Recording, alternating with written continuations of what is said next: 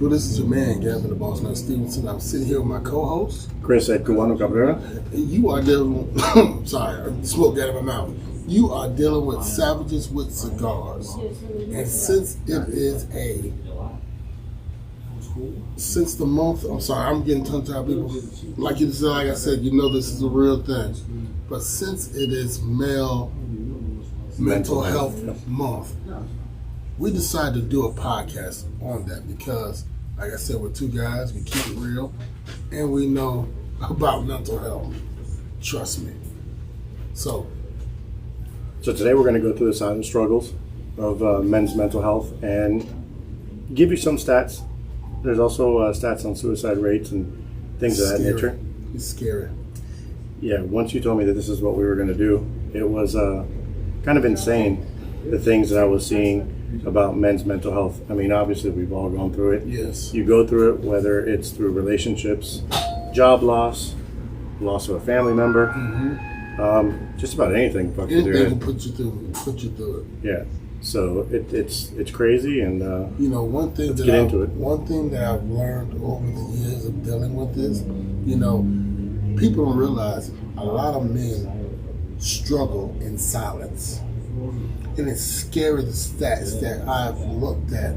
And in the past couple of years, I mean, they are astronomical, Chris. What do you got over there? What do you got over there? I mean, just some of the basic things I've seen today. 77% of men polled have suffered with symptoms of common mental health, such as anxiety, stress, and depression. Right. Now, those three things are not small things, Chris. No, and you can't say nobody's gone through them. Now, are there different levels and degrees of how you go through them? Obviously. Most definitely. But it's definitely been something that I've gone through, at least all three of them. I have repeatedly in the last I have too. 6 months. Yes. But one of them goes back to now almost 2.5, 3 years. That's one of the most anxious moments in my life. I remember when you called me, when you were going through it. Yeah.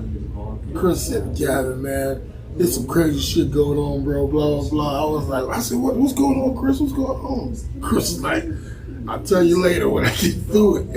And then you called me later on it.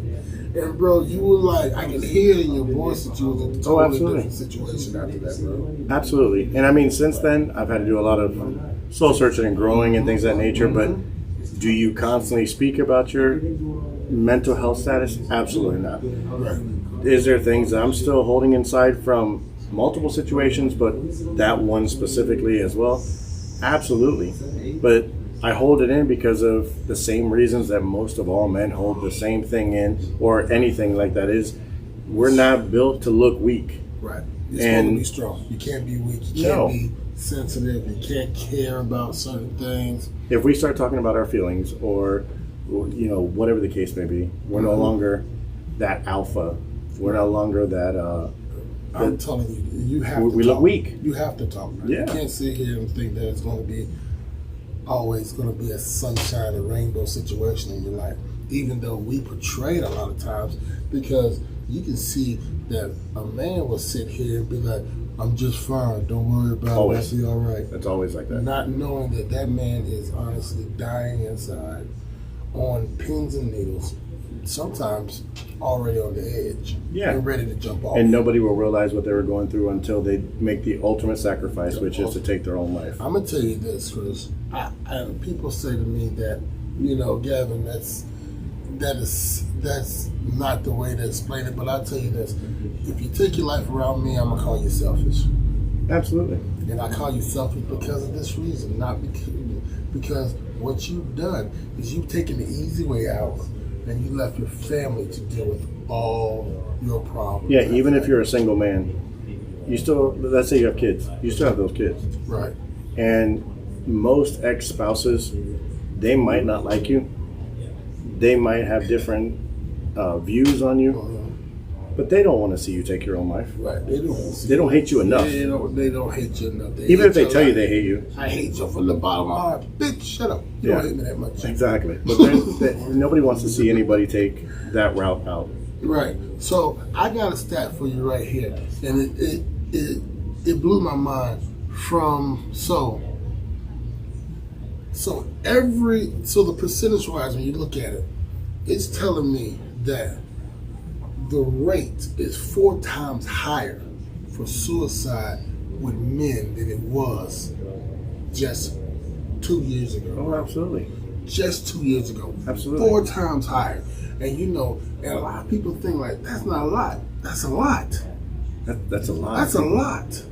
And it also goes to show that there's a very huge problem in society, and nobody's addressing it. Well, nobody addresses it because most of your men out there, and the stats showing, 80% or higher, yes, that don't want to talk about it. They don't tell you anything about it. You know what? That boils back down to men don't want to talk about it because it gets thrown back in their faces. Absolutely, it's used against them because it's a sign of weakness and it should not be. Yeah. So basically, you're making a man feel like he has absolutely no way out and no one to talk to, and that's which is completely the opposite. Because as we go through this podcast, you'll realize that there's ways to be able to express yourself. And at the end of this, we will definitely give the suicide hotline and mental awareness hotline. And you can, man, look, I'll tell you guys, man, you can reach out to us. Absolutely. Absolutely. One thing I don't do is I know I don't do it. I know Chris doesn't do.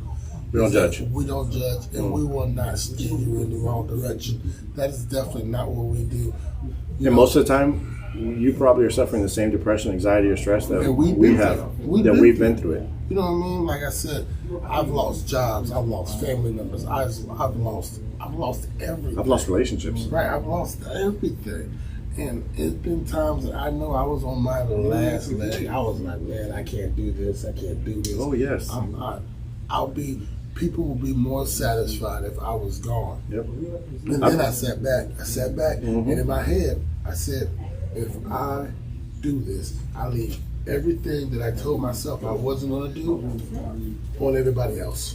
Absolutely. And then your kids. Yes. Your kids are going to miss you. Right. Because your kids are going to then be alive going, why didn't he talk to us? Why didn't he say Or anything? why did he, take his life? I've always looked up to my dad or whatever the case may be. Because you don't know who, you'd be surprised. There's people that, since you are a man and you sit there and you portray that strong value that you have in you all the time, you don't realize there are people sitting back watching you and living off your energy. Even though you may be drained, you know what I'm saying? You can be drained of energy. Yes. You can't deal with nothing no more. You don't want to talk to nobody and all that. You still sit there and say, I got to keep moving on. I got to keep pushing. You have to because I don't feel like taking the easy way out is going to fix anything anyway because it might fix my problem. It's a temporary fix. But it creates an even bigger problem for everybody around you that loves you. If your parents are still alive, if your kids, obviously with your kids, nobody wants to see you take that route out. It's a suicide. What it fixes is a temporary problem that you have in your life.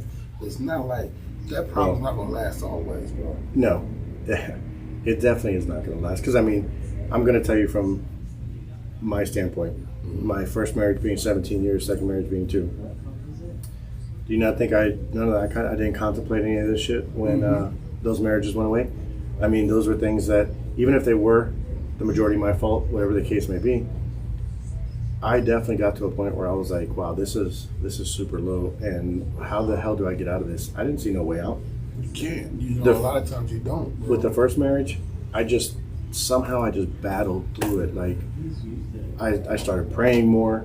I started doing whatever I could do to just get me off that bottom level. The second one led me right into therapy. I got to a point where I'm like, you know what? I'm going to talk to somebody. And I did. I spoke to someone for probably 6 months or so. And that's all it takes sometimes. It takes being able to release those issues and the problems that you can't deal with alone. Sometimes you can't deal with the problems alone. And that's us as men. We say, oh, we can do anything. You can't stop me. I'm fucking invincible. No, you're not, bro. Nope, not when it comes to your mental. When your mental is fucked up, bro, it fucks. Because I've seen it from you, you've seen it from me. Yep. And when your mental is fucked up, everything around you is fucked up. You can't get nothing right. Nothing. You know what I mean? And then it leads other people into thinking that. Right. It leads other people into starting to pick up on that same energy that you have. Right. And that's why when we said that you could reach out to us, I found it much easier wanting to open up to somebody who was a third party person that does not know me, has never had a conversation with me, nothing like that. It's perfect for the fact that I was able to speak to someone and they really weren't going to judge me because they don't know enough about me to judge me. Right. They have no idea about what's going on in your life that you can be judged and do all that stuff. Because when you sit there, you have to have that honest opinion from somebody that you don't know. Because you can't really sit here. Because I'm sorry, if I know everything about you and I was around your situation when it went on, there's nothing I can say anything different to you about it because I know what it was. Right. You know what I'm saying? I saw it firsthand. So I can't say, oh, well, it's different. But when you got that third party, and that third party says, yeah, you do blah, blah, blah, blah, blah, you're like, damn, I didn't see it that way. Me and you being as close as we are. Right. I'm gonna, I'm sorry, people. I'm always gonna have his back. I may tell him he's wrong. I may tell you that you're wrong in private. But when I'm sitting in front of him, hey, you better not say that I kicked your ass. Yeah. And you know what? It's always good to have your friendships. It's good to have people in your life that you can talk to, whatever, however you see that. But from my personal opinion, because I'm speaking from who I am as a person, right. I never went to my friends with that. Can't. I never went to anybody that I, found as a family member that I loved or whatever. I always kept it to myself. I found it easier being able to open up to somebody that absolutely did not know me. And because it's easy that way because you're not gonna have to deal with fucking criticism. Right. And that's what scares a lot of people. And that's why I encourage people to reach out to someone that you don't know, because then they'll never use it against you. Because once you're done talking to them, or once you feel like y'all have come to an impasse where you're either going to be better or you're going to continue to be worse, once that person is away from you, you're no longer talking to them, you're never going to hear from them again. So you're never going to have that use it against you type right. scenario. And then, people look at you crazy. If you sit here and say, oh, one time I sat down and I took a handful of pills, and I'm like, you know what I mean? They're going to be like, so in their mind, they're going to be like, you know what? I can't leave Chris by himself. Well, no, because what if I get better? Then they're going to be like, oh, well, he's a pill addict. Right. No, I'm not. But then they're going to sit there and say, I can't leave you alone because they don't know what's going to happen if you're depressed. So that's why it's so much easier to always talk to what I call like a blind person, because they're blind to who you are as a person.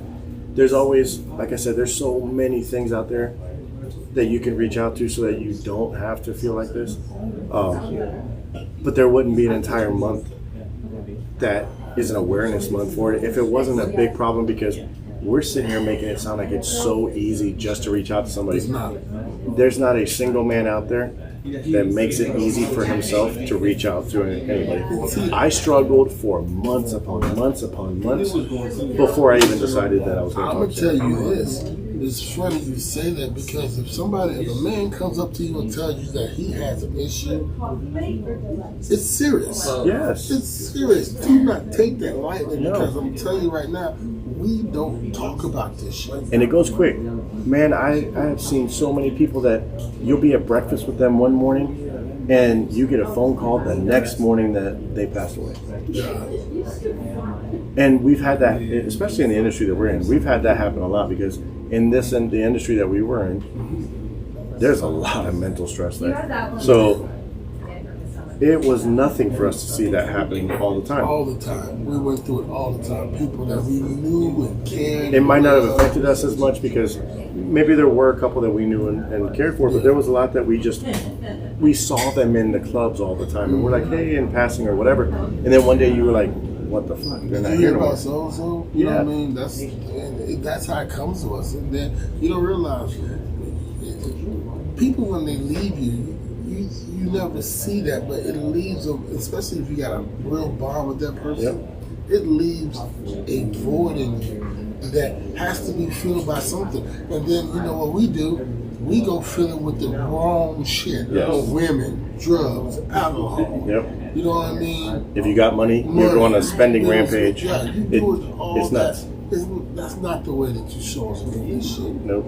You know, a lot of times you don't understand that you have to be more mentally stable than the next person. I'm not using the correct words, but you have to have a more mental strength than that person that comes to you, because, like I said, it's you filling them up again, Chris. Yeah. Filling them up. And you know, another thing that sucks, and this is what really annoys me about society today.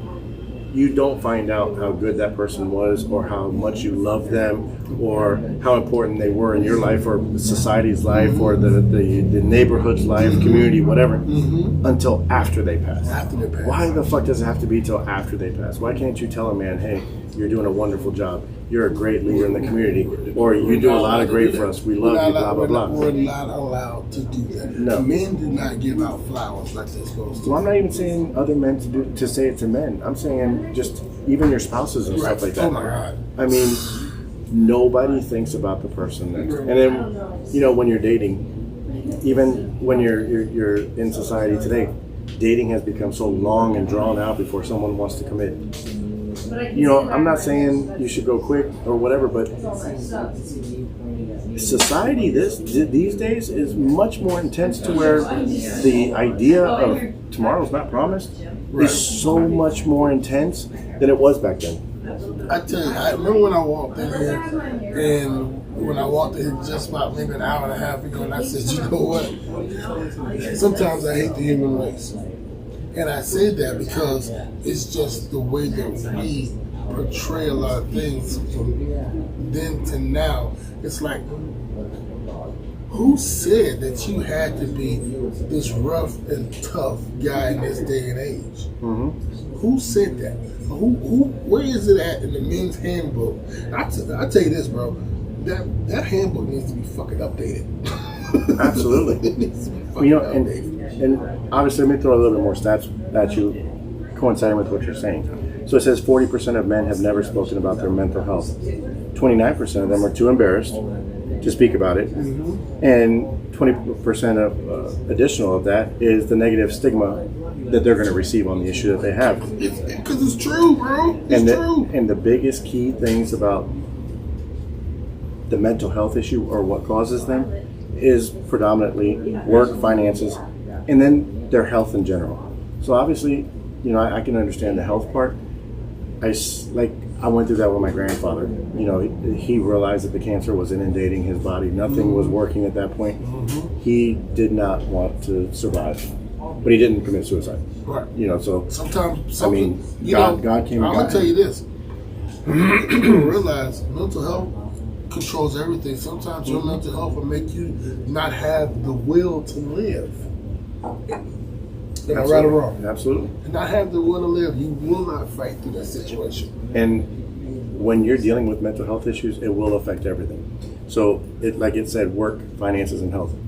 It's going to make your health go down. It's definitely going to make you mess up at work, or lose whatever potential future you might have had, which inadvertently messes with your finances. Right. Those are three of the biggest things that men live and strive for, is a career, creating the bread. We are a what? We are the breadwinner, the provider. Yep. We are the secure, and it's so sad to say, we are supposed to be the protector, security blanket for everybody that's in your family. Yep. So when everybody's going through the bad times, you're the one that's supposed to have the fucking smile on your face. And it's not fair that women can talk about it. Women can receive all the accolades and all the hoorahs or the, oh my God, baby, let's get you some help. There is not a single soul that does that for a man. Not one bit. In silence. I don't care what nobody says. Now, would they suffer in silence if they actually spoke about it? No. But society has driven a man to shut the fuck up, which inadvertently causes no one to care or step up or whatever. If they made it easier for a man to step up, there'd be less suicide in men. Right now, four times. Yep. From 2 years ago, bro. 4 times? How? That's crazy. Yep. It's crazy. Yep.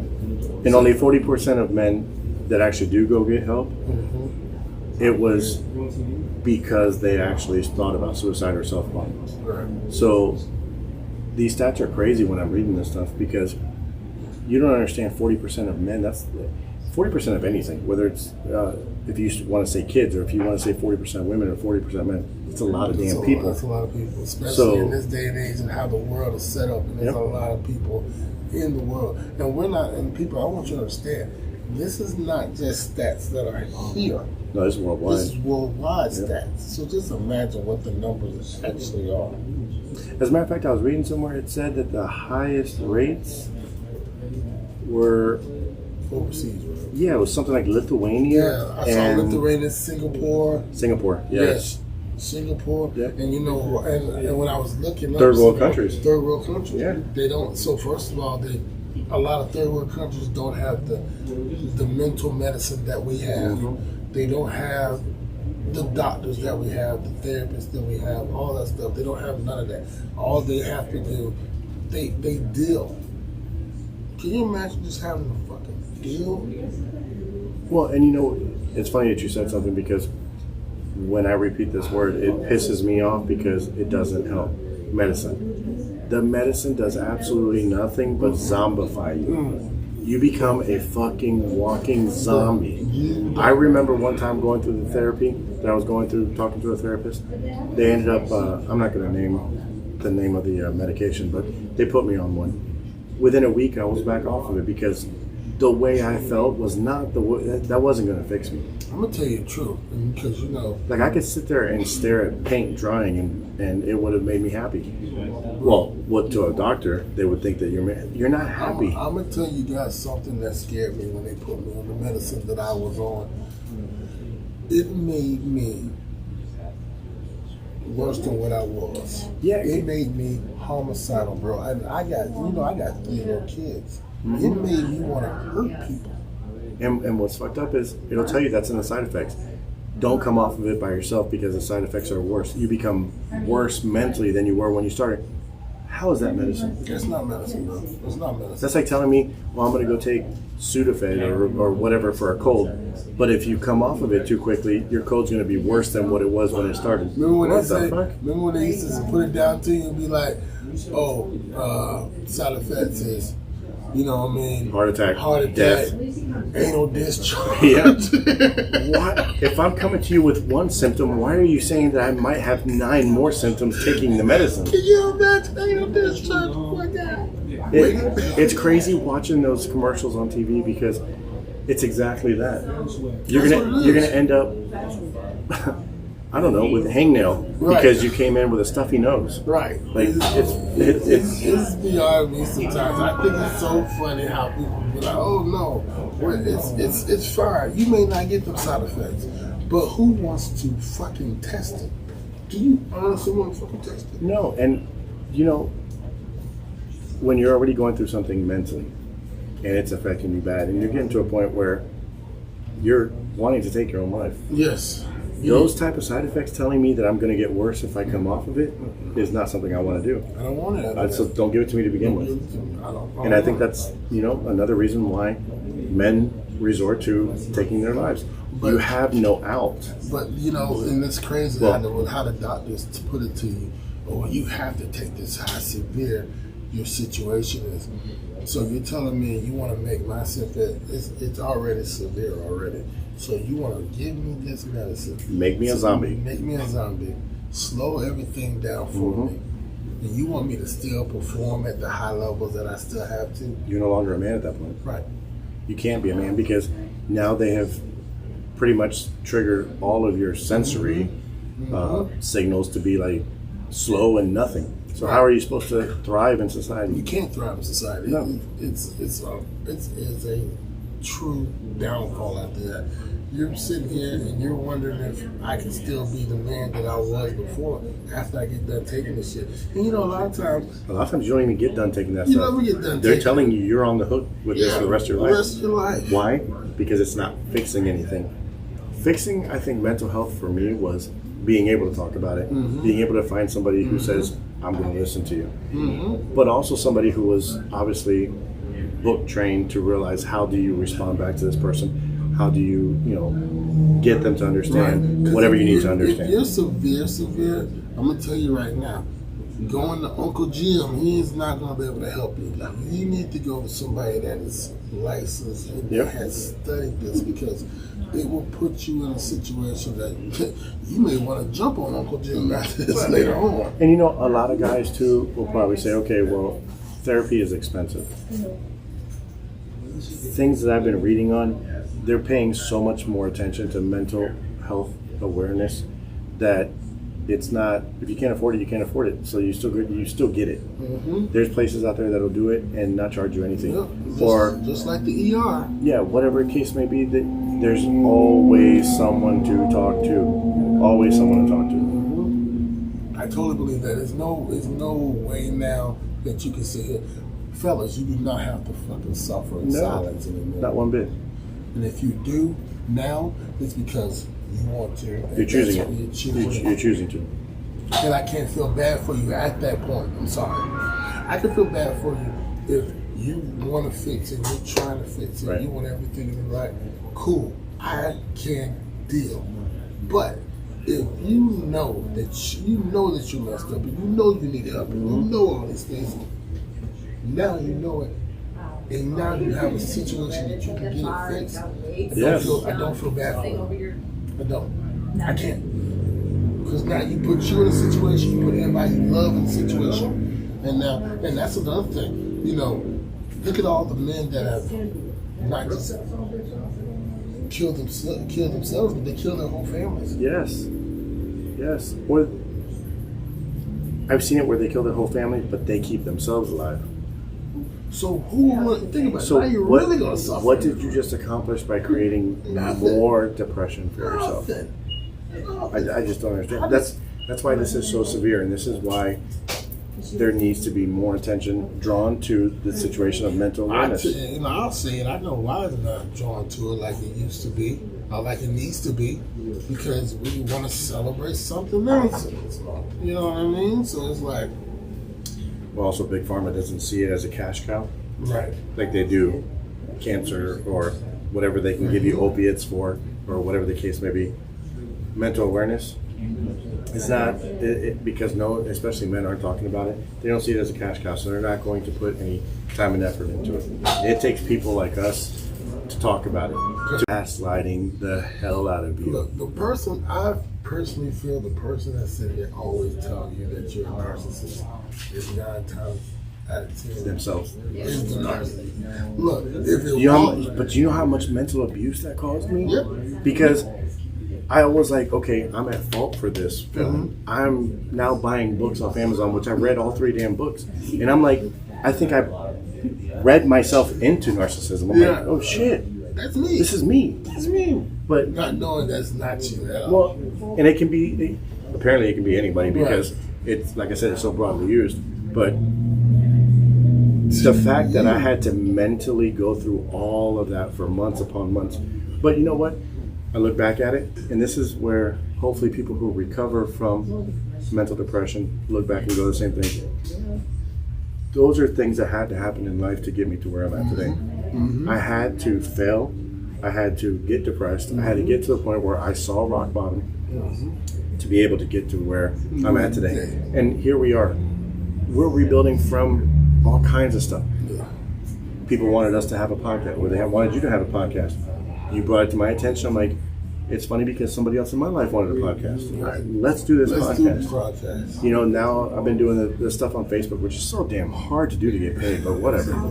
So, and we both have our jobs that, I am definitely looking to stop doing that and start doing podcasts, going out and doing, hell, we might even one day be offering motivational speeches or seminars and stuff. And people are going to content creation. They're going to sit there and say, well, how can you guys do it? When you've been through the shit that we have been through collectively, you can speak on anything. You guys are going to know when we make it, because there will be signs. Yes. We will be podcasting from the beach or a resort or, I don't know, the top of the Eiffel Tower if we can fit up there. I don't know. Making our mental health better. See, that's what you have to do. Sometimes, When you recuperate and you strengthen. Sometimes you gotta latch on to somebody. Absolutely. You have to latch on to somebody. So it's like right now, I know if I call this man, it can be but 30 in the morning. He's gonna pick up the phone like Gavin. He knows I don't call that time. What's wrong? Life is just like that train. A caboose by itself, the engine, is not going to get supplies delivered. It has to have something attached to it. Right. When you attach yourself to something positive and motivational, it's going to get you somewhere. When you attach yourself to that damn engine, it's going to move that product to where it needs to go to get to us. Right. And that's what we're prepared to do. When it comes to everything that we deal with now as a society, goddamn right, mental health is a real fucking thing, people. It plays a role in everything. I'm not playing mental health, Chris. You know, I like to joke, you know that. But when I said something to you about this, you could hear this, because remember we said it when we was at Disney. We said it when we was at Disney. And you can see the seriousness on my face. Oh, when I yeah. said it. Yeah. Because I'm telling you, I've lost people to this situation. Quick, I lost a great friend to a situation like this because he fell in depression over a female, bro. A fucking female, and he took his own. He felt like his life was no more. It wasn't worth it. I can't do this no more. And I remember him calling me one day, Chris, and I'm almost in tears, bro. I remember him calling me one day, right before it happened. He said, Gavin, man, I messed up. I said, bro, do you want to talk about it? He told me out of his mouth, he told me, Gavin, as men, we don't talk about this. And I said, what are you talking about? I said, bro, you can talk to me about anything. He said, I can't talk to you about this. And that side. And then that was the last phone call I had from him.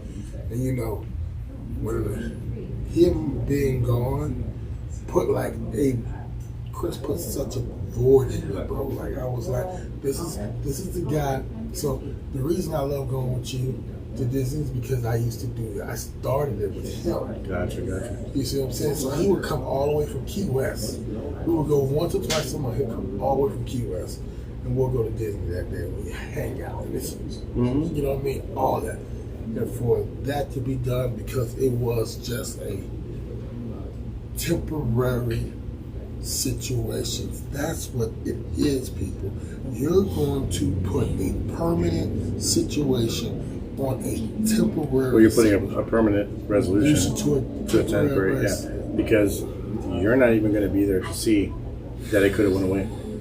You're not going to be there to see what you could have become once you get past it. And I got mad at him, bro. I was so mad at him. Right. I remember calling him selfish for what he did because he left all of us to clean up the mess. You know what I mean? All the people that were talking about it. And that's the roller coaster of emotions that you go through. But at the end of the day, the cause of the suicide rate is society. And you know what made me bring that up? Because his picture popped up in my memories today. Blew my mind, bro. I sat there and I said, I cannot believe this right now. Yeah, okay, let me say this. So have I seen people or heard of people that have had suicide, that took their lives to suicide? Absolutely. Was it a loved one of mine? No. So I've not been able to fully, I guess, go through the emotional roller coaster of someone committing suicide because it hasn't been in that situation in my life. But I've seen people that have been low enough to where that's what they wanted to do. Now, have they come to me to talk about it? Absolutely not.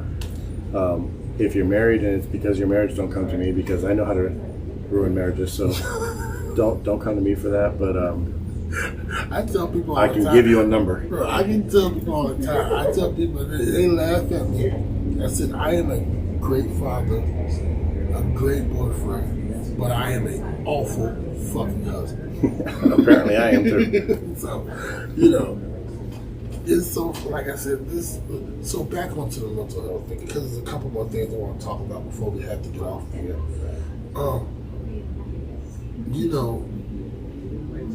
It's hard, like I tell you, it's hard to talk about it because of the macho thing that is in society now, that people sit here and tell you, like,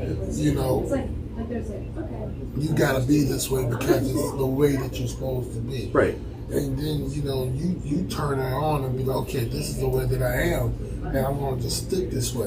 Instead of you sitting here trying to move around and be something more or better in your life. See, that's why I tell people you mess up at.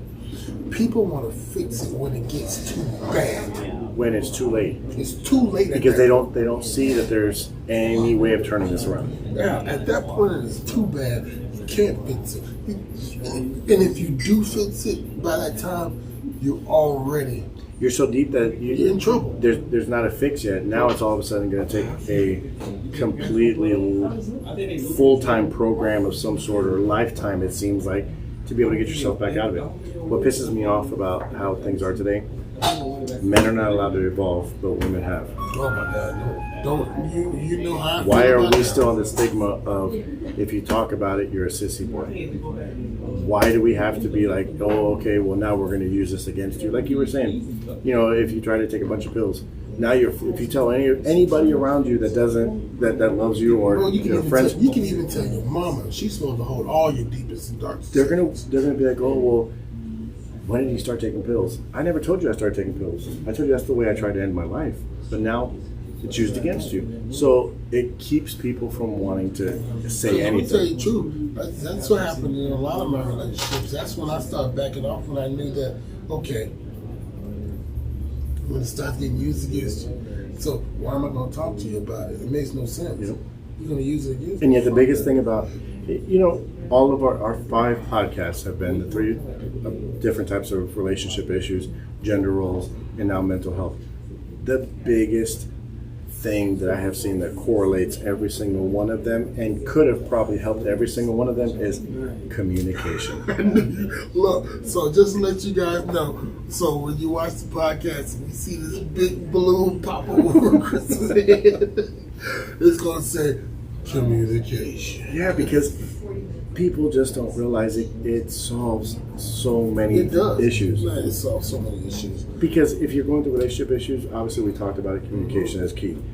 If you're going through mental health issues and you're at the point where you're like, man, do I harm myself, or do I take my life, or whatever the case may be, communicate with somebody. Because, like I said, who wants to go through all the struggle of killing yourself? Do you understand? Like, no matter how bad I am, or was, or could think I could be, could you imagine how my daughters would be if they woke up tomorrow morning and said, hey, your dad took his life? Right. That's not fair. Right. Wow. It's not fair of me to put them into that situation. I would rather stay alive and struggle as a person than to ever have my kids wonder, why can I not have my dad anymore? Even though my kids are grown, they still love me and their mom, and we all need to stay alive. Like, it just, whenever God won't, well, maybe let me not say this, let me not say this. God wants me to stay here to continue to ruin more women's lives. I think that's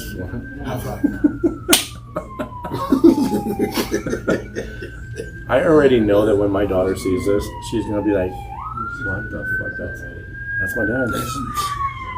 Take it how it is. Take it how it is. See, people, you thought we were bullshit when we said this is live. We just saw the ambulance ride by, bro. I'm telling you, this is a real situation. Well, I'm sitting here talking, and if y'all want to rewind the podcast at some point, I was talking, all of a sudden I paused. Tell me why. A little guy in a scooter was coming this way, and the car just turns right in front of him. I'm like, oh, damn. I thought it was going down. I thought he was going to I thought it was good again. I thought he was going to need some Band-Aids.